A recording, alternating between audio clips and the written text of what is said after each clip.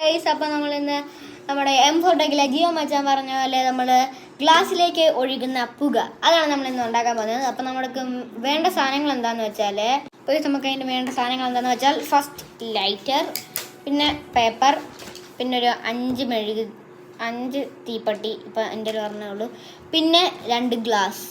Okay, അപ്പോൾ നമുക്ക് പണി തുടങ്ങാം.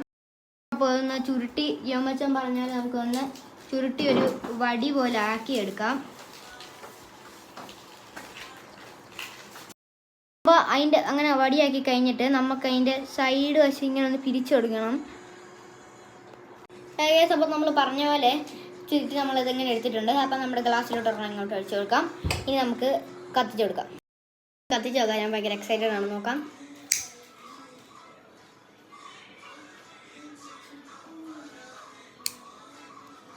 അപ്പോൾ ഗ്ലാസ്സിലോട്ട് എടുക്കുന്നത് പാർട്ട് 2 കമ്മിങ്സ്.